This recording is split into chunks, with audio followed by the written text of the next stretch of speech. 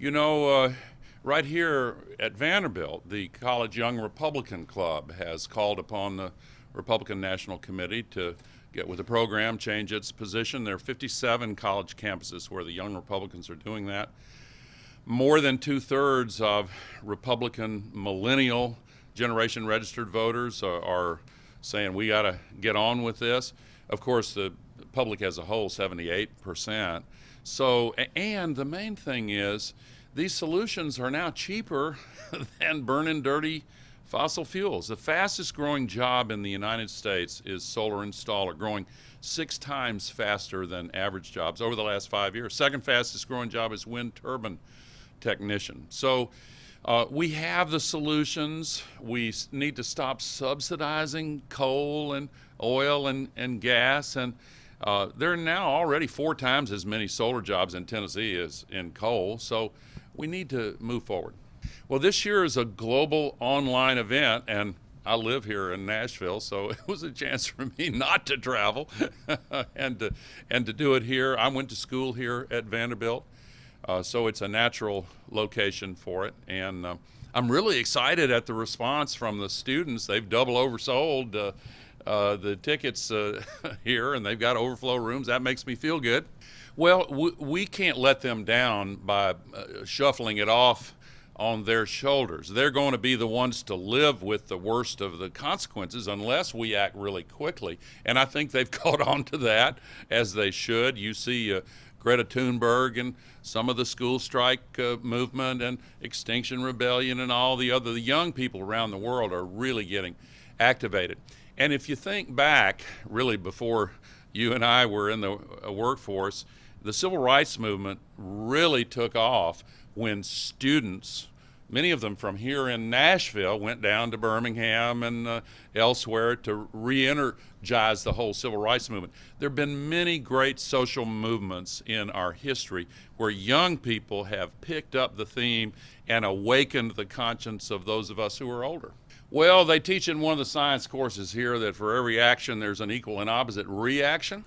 And I think the reaction to Donald Trump has been pretty strong. It's one of the reasons for this youth movement. Also, some of what he's talked about doing, he can't do. He said, for example, we're going to pull out of the Paris Agreement. Under the law, that can't happen until the day after the next presidential election, a year from now. So that decision's still in the hands of the voters. And, of course, that makes the climate crisis melded with the democracy crisis, and I'm, hoping that whatever one's political party, they will get active and support candidates who really care about the future and realize we've got to solve this. CNN had a poll not long ago saying it is the #1 issue among Democratic voters, but I want to emphasize that more than 60% of Republicans in the U.S. feel exactly the same way.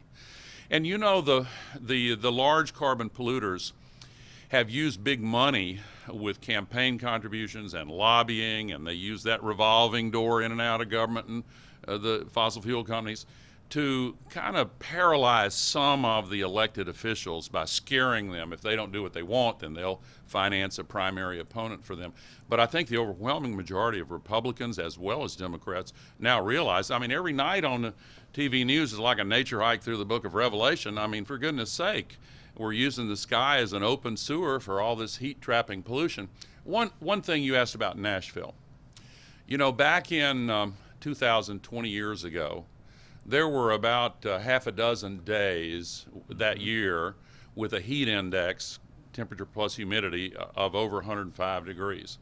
This year we've had 95 days that hot with that heat index. So, and the predictions are that some areas of the world are going to become literally unlivable. That's one of the reasons we're seeing these refugees coming from areas like the Middle East and the Persian Gulf and Central America and in other parts of the world. And this is creating some political instability. I really don't know. I will say this, I haven't been able to watch them all, but the parts I've watched have left me extremely impressed with these women and men who are public servants. Mm-hmm. Some of these people in the Foreign Service serve our country selflessly for decades, and they try to do a good job and they're not seeking the limelight, and they go up there and they tell the searing truth. And I think they've impressed people really and truly. And we'll see how this shakes out, but I think it's changing opinions. I've changed my mind on it in the last few years. I do think that it's not a black and white, open and shut case, but I think on balance, in this day and time, we probably would be better off if every vote counted. You know, some states, they already know they're going to go to one party. Other states, they'll go the other way. So they're just ignored, you know, and I don't think that's right. I do think overall our democracy would be healthier if we did shift to a popular vote. We've been through periods in our history when the tribal ultra-partisanship has been worse than it is even now. And that gives me hope that we'll get back to the kind of sensible, moderate center that used to dominate Tennessee politics. I'm hoping that'll be the case. There are two different kinds of tipping points. One is the environmental tipping point, where if it gets too hot, all that frozen methane and greenhouse gas pollution, CO2 in the Arctic will be released. That's a serious problem. There are others like that. But there's a second tipping point. That's a political tipping point. And that's the line we cross after which people in both political parties say, okay, we got to move on this. Some of it looks like it might be hard, but it'd be a lot harder if we don't do it. So let's get with a program. I think we're really close to that political threshold where it is not as partisan, where people start competing to offer the best solutions.